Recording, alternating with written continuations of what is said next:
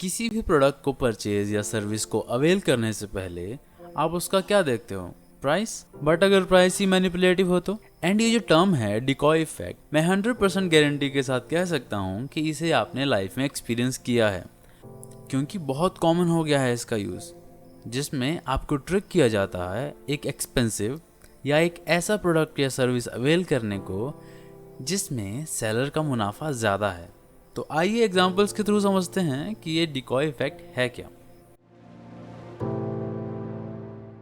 मान लीजिए आप कुछ पॉपकॉर्न खरीदने के लिए मूवी थिएटर में लाइन में लगे हैं। अब आपको भूख लगी है तो आपने डिसाइड किया कि आप एक मीडियम साइज पॉपकॉर्न बैग लेंगे। लेकिन जब आप स्टैंड पर पहुंचते हैं तो आप देखते हैं कि स्मॉल का प्राइस है 100 रुपीज़, मीडियम है 175 एंड लार्ज है 200। अब आपको लार्ज वैसे लेना नहीं था, लेकिन आप ले लोगे क्योंकि आपको लगता है कि ये मीडियम से बेटर डील है। डिकॉय इफेक्ट की वजह से हम नीड से ज़्यादा स्पेंड एंड कंज्यूम करते हैं। तो डिकॉय इफेक्ट को अप्लाई कैसे किया जाता है? तो बेसिकली यहाँ पे 3 चॉइसेस होती हैं: target, competitor and decoy. Target वो हुआ जो सेलर चाहता है कि आप चूज़ करो। कंपटीटर जो टारगेट का कंपटीशन है, क्योंकि कस्टमर को ऑप्शन चाहिए।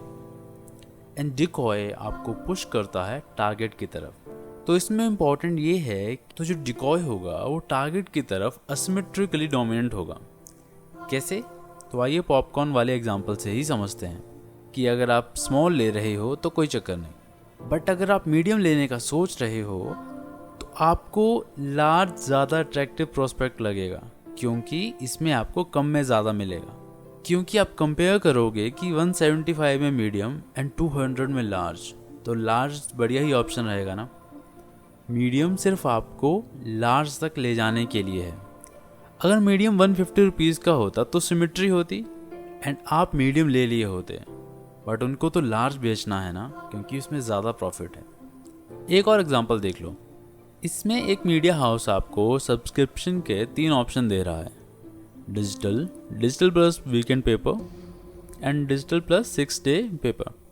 लेकिन फर्स्ट एंड सेकंड की प्राइसिंग में कोई डिफरेंस नहीं है, तो आप ऑब्वियसली सेकंड चूज करोगे, कम में ज़्यादा वाली बात। तो इसमें डिकॉय हुआ फर्स्ट ऑप्शन ऑफ सब्सक्रिप्शन। तो आप एज अ बिजनेस ओनर इसे अप्लाई कर सकते हैं अगर आप ये गेम समझते हैं। And if you are an end user, तो आप इससे कैसे बच सकते हैं?